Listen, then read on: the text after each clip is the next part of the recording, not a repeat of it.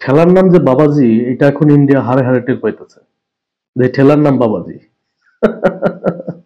বাংলাদেশের বহুল প্রচলিত একটা শব্দ, ঠেলার নাম বাবাজি।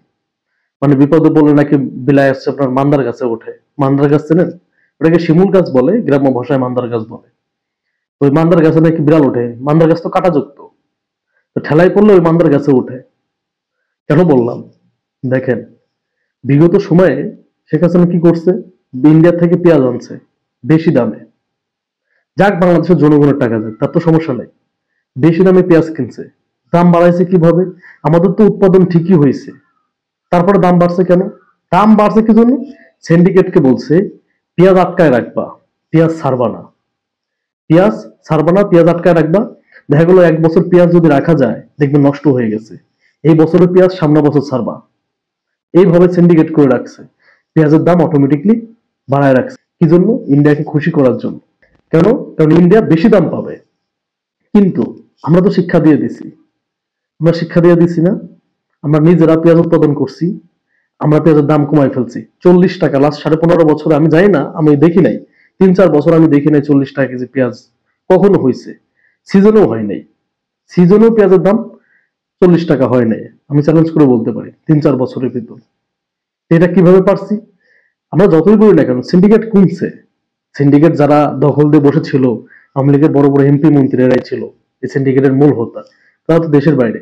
সিন্ডিকেট কিছুটা ভাঙছে, এই জন্য পেঁয়াজের দাম কমছে। সব জিনিসের দাম কমবে। তো এখন দাদা বাবুরা কি করতেছে?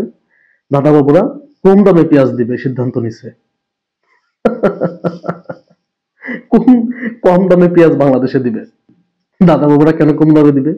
কারণ ইন্ডিয়াতে কৃষকরা মনে করেন পেঁয়াজ পড়াইতেছে, পেঁয়াজ পচে যাচ্ছে, পেঁয়াজ বিক্রি করতে পারতেছে না, 2-3 টাকা কেজি পেঁয়াজ। এদিকে বাংলাদেশেও চাহিদা কমে গেছে, বাংলাদেশেও পেঁয়াজ আনতেছে না ইন্ডিয়ার থেকে। সবকিছু মিলাই পড়ে গেছে বিপদে। সবকিছু মিলাই দাদা বাবুরা পড়ে গেছে বিপদে। এখন কি করবে? এখন তো দিতে হবে। ওই যে বারবার করে বলছি যে কাস্টমারের সাথে কখনো দুর্ব্যবহার করতে হয় না। যদি আপনি একজন একটা রেস্টুরেন্টে, আপনার রেস্টুরেন্টে খাইতে আসলো, আপনি যদি দুর্ব্যবহার করেন, সেই রেস্টুরেন্টে কিন্তু আর যাবে না। সে কিন্তু অন্য জায়গায় মুখ দেবে, অন্য রেস্টুরেন্টে যাবে। তেমনই হয়েছে। আমাদের সাথে দুর্ব্যবহার করছে। আমরা পাকিস্তান থেকে পেঁয়াজ আনছি, আমরা তুরস্ক থেকে পেঁয়াজ আনতেছি।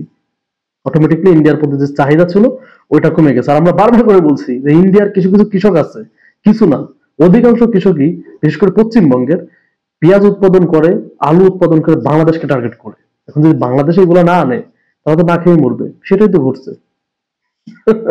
অবশ্যই দাদা বাবুরা বুঝতে পারছে যে বাংলাদেশের বিকল্প নাই, এই জন্য পেঁয়াজ কম দামে দিবে এই সিদ্ধান্ত নিছে। দাও, আরো কম দামে দিতে হবে, আলু কম দামে দিতে হবে, সবকিছু কম দামে দিতে হবে। সেদিকে যাচ্ছে। কারণ বাংলাদেশে যে ইন্ডিয়ার যে গোলাম বসেছিল, সে তো এখন আর নাই। ইন্ডিয়ার দাসী, সে তো নাই, সে ইন্ডিয়াতে আছে। এই জন্য ইন্ডিয়ার কোফা লাগছে। যাই হোক দাদা বাবুরা, বাড়াবাড়ি করছিল না, অত বাড়াবাড়ি ভালো না। কারণ আমাদের কাছে কিছু কিছু অস্ত্র আছে যেগুলাই যথেষ্ট তোমাদের সাথে যুদ্ধ করার জন্য। আমাদের পারমাণবিক বোমা লাগবে না, আমাদের বিমানও লাগবে না, যুদ্ধ বিমান। শুধু কিছু কিছু ছোট ছোট অস্ত্র আছে, সেইগুলাই আনা। ধন্যবাদ।